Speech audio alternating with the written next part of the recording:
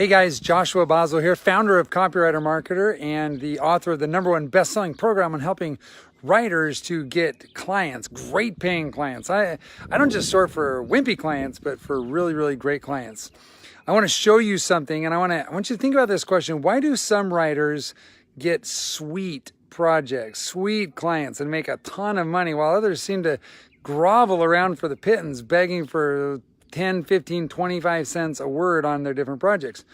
Well, I want to show you something that'll answer that question for you, and you're not going to believe it, but it's kind of silly, but I think you'll enjoy it. Now watch, look at this. I'm going to show you something, and then I want you to guess what it is that I'm showing you, and then I'll tell you what it is. Okay, here we go. It's down in my yard. I'm up on my deck, and I'm down. So if you look down there, you can see my wheelbarrow, but look at that right there. Okay, can you see that? All right. So what does that look like? What do you think that is? Well, if you looked at the yellow coat, then that's my daughter's rain jacket she threw on the grass back there. Grass/dandelions. But you might have also seen that there's a box with a board on top of it. Now, if you're guessing that it's a box with a board on top of it, you're mostly right. But check this out. If you were my son, my 7-year-old son, then that little Hummer is a bike ramp. It's a ramp. And he can go, whoa, don't want to make you dizzy here, but he can go way out there in the yard and he can pedal as fast as he can. And then he can go right down on there and he can hit that board and boom, he can jump. And like he told me, he can fly from like here all the way to here, Dad. Now, what does that have to do with writing and with finding really, really great clients? Here's what I have discovered over the years. Writers that know what a great client looks like and knows how to see really great opportunities get really great clients and really great opportunities. And writers that can't see the great opportunities and have a hard time being aware of what the opportunity is really struggle getting the great paying clients. There's an old expression that says, you will always get what you're looking for. And how true that is, you will always get what you're looking for. So what are you looking for? And do you have eyes to see? Do you have eyes to see the real opportunities that are out there? One person might go in a given market and might say to themselves, well, nobody hires outside writers or freelance writers in this market. And then while they're saying that, other freelance writers are getting hired. When I went and approached Corel, I was the first freelance writer that they had ever hired because Corel just didn't, they had in-house writers, they didn't hire outside writers. But you see, I saw an opportunity to do something for them. And so I presented that to them and they were like, yeah, we need what you're offering. And so they hired me and it turned out to be a great success story. So I call this opportunity awareness. This is your ability to have X-ray vision, to look out in the market, to look at your prospects, to look at your clients, to look at LinkedIn profiles, to look at websites, to look at all this stuff and go, there, right there, there's an opportunity. I could do something there. There's a need there that maybe nobody else is seeing that I could help fill that gap and provide that need. And so you have to have eyes to see and have opportunity awareness. Now, how do you develop that? Because here's the thing that I've discovered. The best writers in the world are good writers, but more importantly, they have eyes to see. They have incredible opportunity awareness. So how do you develop that? I want to give you 3 very specific things that you can do.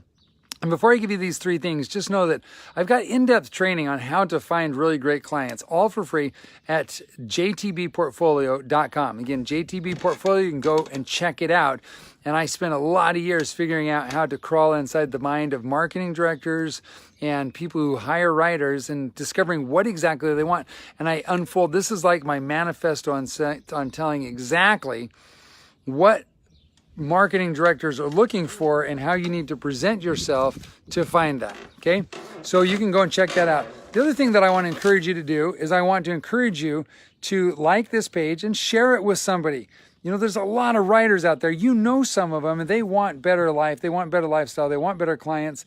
And they're just literally, they're one persuasive portfolio, one proposal, one prospect away from having an incredible breakthrough.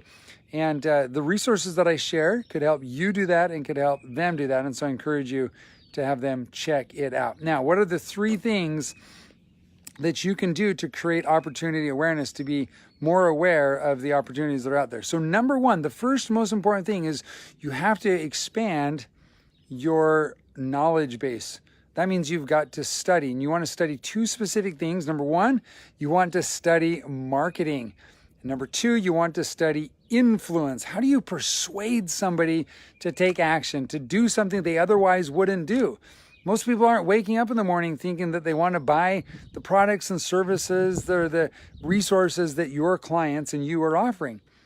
But you're going to encourage them to do it anyway because it could be a benefit for their life. So you want to discover how to influence and persuade people. I have 2 books that I would recommend you read to gain in your skills and ability in this category. So the first one is my good friend Perry Marshall wrote a book called The 80-20 of Sales and Marketing, and it helps to understand sales funnels and high leverage points and where there are gaps, where you could see opportunities that other people maybe wouldn't see. As soon as you put on the lens of 80-20, you see the world through a totally different mindset, and you can really get amazing opportunities start showing up for you.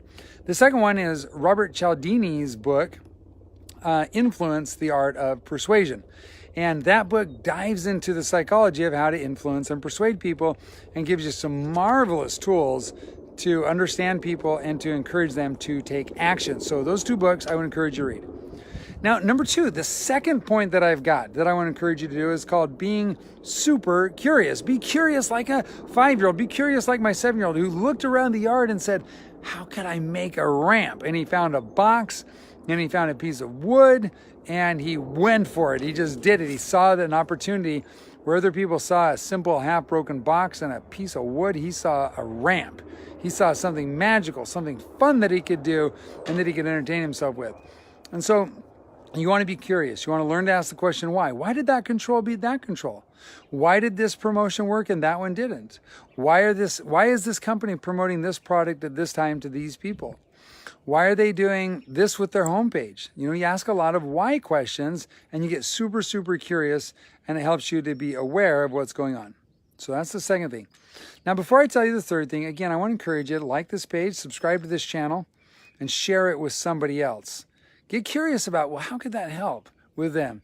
Get curious about how the law of the harvest could turn that around and benefit you. You do something good will come back to you. So I want you to think about that. And if you want some more free training on this, of course, you can go to jtbportfolio.com and get all the details on that. Now, the last thing that I've got for you, number 3, is I want you to develop the skill of identifying what I call the gap. Identifying the gap. Now, what do I mean by the gap? The gap is the space between what a company currently is doing and what they could be doing if you were in their life. So if you brought your skills, your talents, your abilities to the table for them, what could they be doing? So for example, what I brought to the table for Corel, the secret sauce that I brought to them, was I shared with them insights on how to segment their list and have tighter one-on-one conversations with their target audience. And when they did that, it exploded their response rates, and I was the hero of their story, which was kind of cool, right?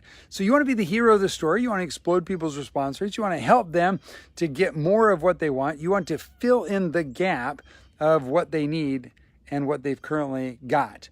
So if you look for that, you can have that, okay?